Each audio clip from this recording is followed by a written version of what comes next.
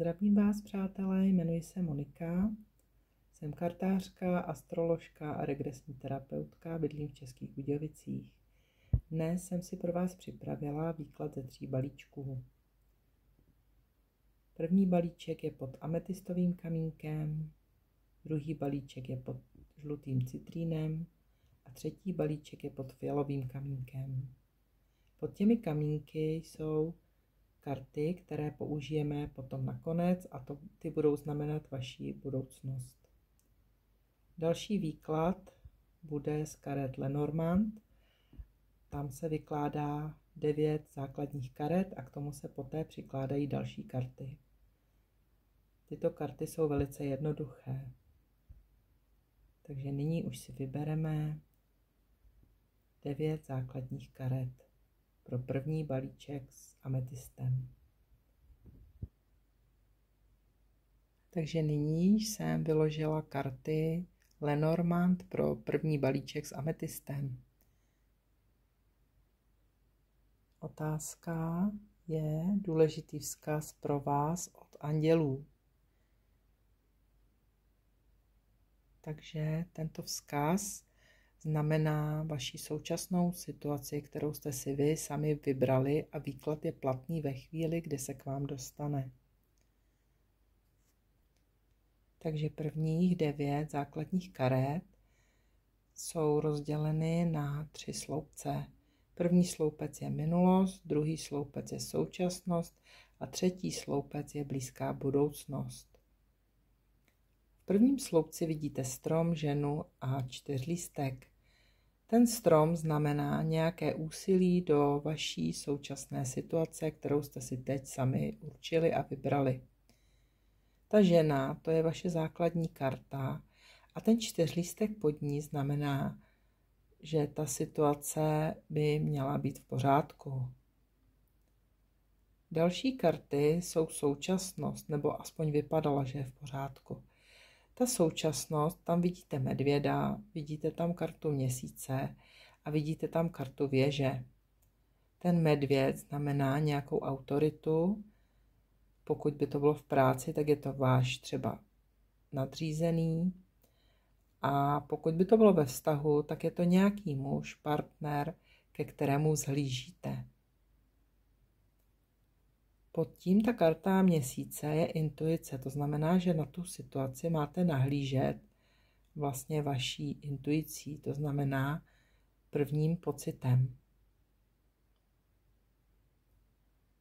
Pod tím měsícem je karta věže. Ta věž, pokud by se jednalo o práci, tak ta věž je na pracovní oblast v pořádku, ale na vztahy tam se vždy něco řeší. Ta věž může ukazovat na nějaký problém v tom vztahu.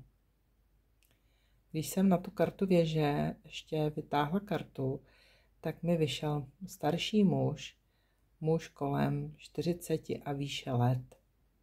Může to být váš partner nebo v práci ten nadřízený. Třetí sloupec, tam vidíme srdce, to je láska, pak je uzavřená kniha, to znamená nějaká informace, která se v tuto chvíli ještě k vám nemá dostat, ještě ji nemáte vědět. A pod tím je karta rozcestí, to znamená nějaké důležité rozhodnutí. Když jsem na tu povahu karty vytáhla další, aby jsme rozkryli tu skrytou zprávu, tu uzavřenou knihu, tak mi vyšla karta dítěte. Dítě znamená dětskou radost nebo nějaký nový začátek. A jak vidíte ty další karty, tam je karta prstenu, karta takové zahrady neboli parku a dole je karta kytice. Prsten znamená nějakou vazbu k té situaci nebo vztah. Pod tím je ten park. Park znamená veřejnost. To znamená, že v té situaci může být více lidí, nebo že se máte potkat na nějaké veřejnosti, že se tam něco bude řešit nebo dít, protože ta karta kytice je vaše boží ochrana a je to velice pozitivní karta. Nyní vám ještě otočím ty první základní karty, které jsou pod tím kamínkem ametistem. ty znamenají vaší budoucnost. Takže ty 2 karty, které vlastně ležely pod tím kamínkem, první karta je karta jdi s proudem, to znamená, že máte nechat věcem volný průběh. A pak vyšla karta úspěchu, tomu právě odpovídá ta vaše blízká budoucnost. Ten úspěch, to znamená vlastně, že si zasloužíte to nejlepší a že by opravdu ta vaše situace měla dopadnout velice dobře, protože to už naznačuje i ta karta kytice. Takže vám velmi přeji, aby se vám ta vaše situace podařila, aby se vyřešila tak, jak si přejete, abyste byli z toho šťastní a spokojení a budu se těšit zase na další výklad. Pokud byste měli zájem o výklad nebo o astrologii, regresní terapii, tak na mě najdete kontakt pod videem, bude tam uvedený e-mail a telefonní číslo. Mějte se velice hezky. Takže už vítám druhý balíček se žlutým citrínkem. Ty karty, které leží pod tím citrínkem, necháme vlastně nakonec. Ty budou znamenat vaši budoucnost. Nyní vyložím dalších základních 9 karet z karet Lenormand. A dále budeme přikládat další karty podle povahy výkladu, aby jsme více rozkryli vaši situaci. Jinak otázka pro dnešní výklad je důležitý vzkaz pro vás od andělů. Výklad je platný ve chvíli, kdy se k vám dostane, takže je časově neomezený. Takže jsem pro druhý balíček vytáhla více karet, protože 9 základních karet, tam se objevil nějaký problém. Takže jsem ten problém musela trošku rozkrýt.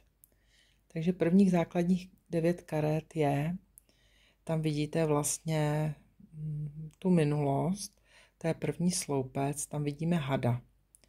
Vidíme na toho hada, když jsem vyložila další kartu, tak mi vyšla liška. To znamená, had i liška jsou lidi, kteří jsou vlastně chytří, ale je tam skrytá nějaká faleš, která není vidět úplně na první dojem.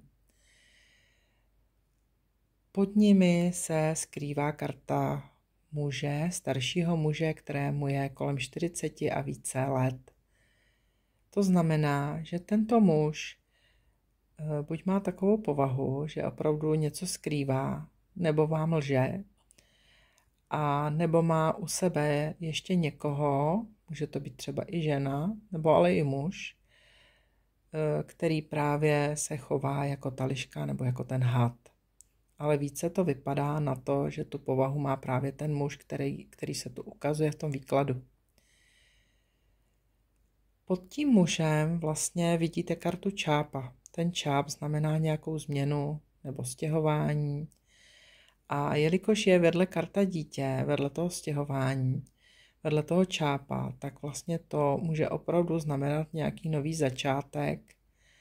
A teď jde o vás, jak se vlastně v té situaci rozhodnete, protože vy nemusíte na první dojem tu faleš vidět. To tam opravdu může být ukryté. A taky se stává, že ta karta čápa s tím dítětem může znamenat nejenom nový začátek a stěhování, ale také třeba těhotenství pro ty mladší ročníky. Protože v druhém sloupci je karta ženy, to je, pokud se dívají ženy, tak to je vaše osobní karta a nad tím je karta domova. Takže na první dojem by ten druhý sloupec vypadal velice hezky, akorát se odvíjí od té minulosti. To znamená, že tam se opravdu něco skrývá a něco se tam dělo, nějaký problém. Ve třetím sloupci vidíte medvěda, to je nějaká autorita nebo muž, ke kterému vzhlížíte. Pod tím je klíč a pod tím klíčem je rákoska. To znamená, že ten medvěd, ta autorita, může používat ostrá slova nebo nějaké dohady. Je tam klíč, to znamená, že by se k té situaci měl najít klíč. A na ten klíč, vlastně na tu situaci jsem si dovolila vytáhnout kartu a tam vyšlo, že budete muset udělat nějaké důležité rozhodnutí. To je ta karta vlastně rozcestí. Proč? Protože u té rákosky tam vlastně k té povaze té karty jsem vytáhla další kartu a to je karta trápení. To znamená, že tam se opravdu něco rozkryje, něco se tam děje v té situaci, buď v tom vztahu, nebo v té situaci, kterou jste si vy, na kterou se vlastně ptáte. Další karty, protože vlastně nás zajímá, jak to dopadne, nebo jak se to bude odvíjet, tak tam vlastně je ta karta kříže. Ten kříž znamená v té situaci, že ta situace se bude pravděpodobně muset ukončit, nebo vlastně ta etapa toho života bude na takové úrovni, že se bude muset vlastně řešit a ukončit tu situaci. Proč? Protože ty předešlé karty to naznačují. Nad tím křížem vidíte kartu pejska. Ten pejsek znamená ve výkladu nějakého mladšího přítele, muže, někoho, kdo vás podpoří, pomůže vám. Na to jsem vlastně vytáhla ještě další karty. Tam vyšla karta kytice. Karta kytice je boží vůle. To znamená, nebo nějaká boží ochrana a má velice pozitivní význam.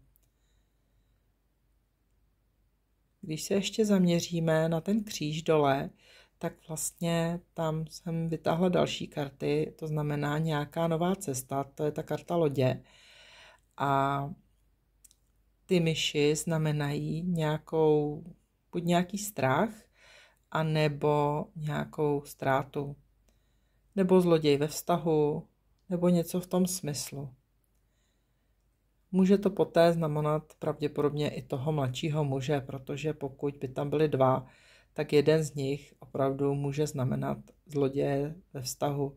Jakože vlastně díky němu se ten vztah vyřeší, nebo že vám vstoupí do toho života, ukáže vám tu cestu, jo, protože je tam ta loď.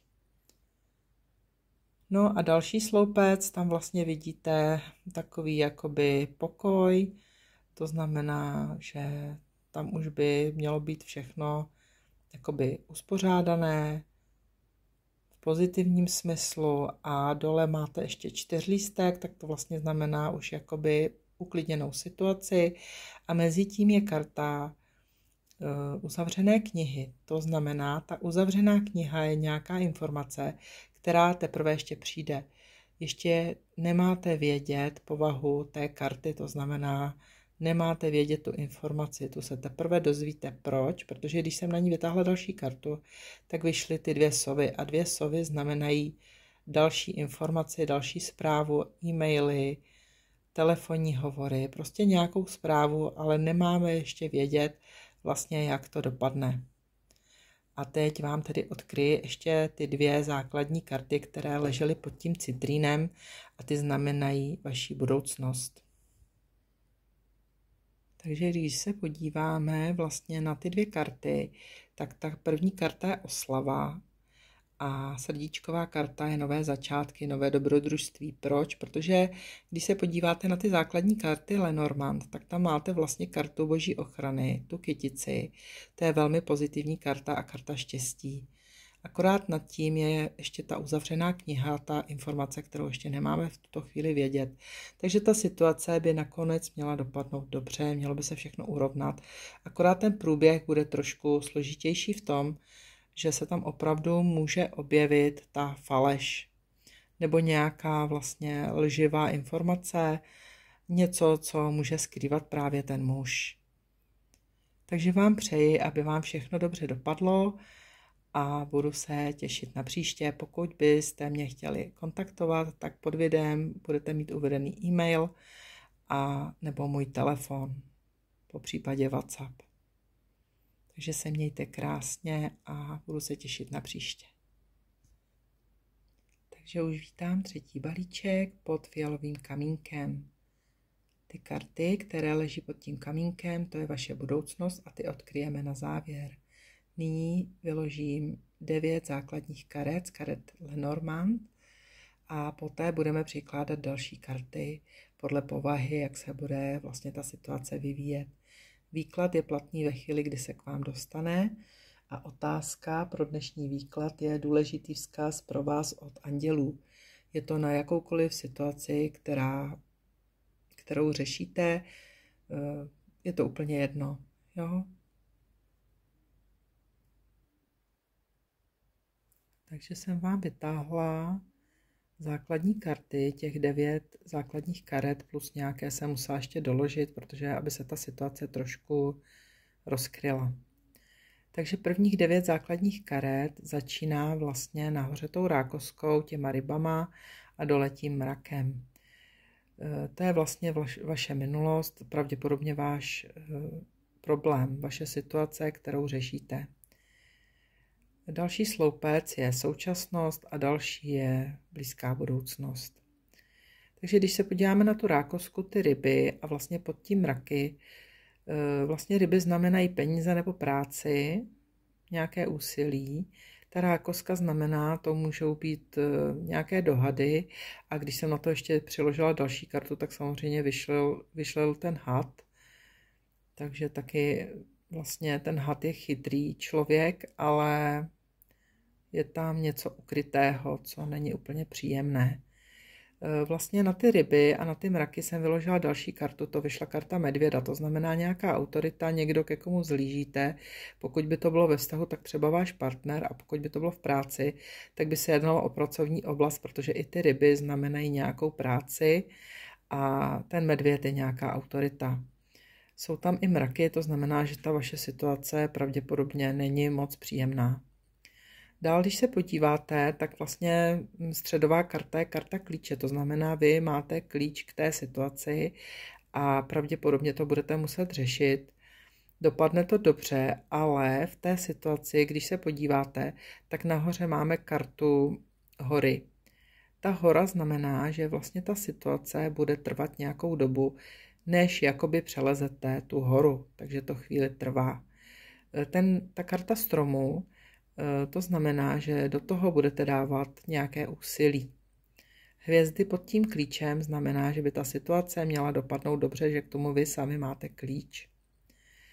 Dál vidíte kartu kříže, kartu pokoje a kartu srdce. Ten kříž znamená, že se nějaká ta situace bude muset uzavřít, že končí nějaká etapa toho vašeho života, té situace a vlastně pod tím je pokoj, karta pokoje, to už je vlastně pozitivní karta, ale narušuje právě ten kříž, narušuje ten klid a pod tím je ta láska, to srdce. Takže pokud by se jednalo o vztah, tak to vlastně narušuje celý ten vztah, tu lásku, a pokud by se jednalo o pracovní oblast, tak vlastně, nebo o nějakou jinou oblast, to nevadí, jaká je to vlastně oblast nebo situace, tak by vlastně uzavíralo to nějakou etapu vašeho života, nějakou oblast toho vašeho života. Dál, když se podíváte, tak vlastně ty poslední karty, co tam vidíte, ten sloupec, tak tam je karta dítěte, to je vlastně karta nového začátku nebo nějaké radosti, pod tím jsou sovy, to jsou nějaké vlastně informace, zprávy, maily, telefonní hovory a pod tím je karta boží ochrany, ta kytice, a to je vlastně ochrana od andělů a je to velmi pozitivní karta, takže ta celá situace by nakonec měla dopadnout dobře, protože ještě jsem si dovolila vlastně na ty sovy vytáhnout kartu a vyšlo karta slunce. Slunce je velmi pozitivní karta, stejně jako ta karta kytice. Je to rychlý výklad, rychlý vzkaz, takový krátký, takže pokud byste potřebovali vědět třeba nějakou situaci více jakoby rozkrýt, tak mě najdete pod tím videem, vlastně najdete informace, můj e-mail, telefon, takže teď vám tedy přeji, aby se vám dařilo, abyste byli spokojení a šťastní. Je to dnes můj první výklad, tak doufám, že se vám bude líbit, že budete spokojení a že opravdu ta situace se bude vyvíjet tak, jak vám to tady vyšlo. Takže se s vámi loučím, mějte se krásně a budu se těšit na příště.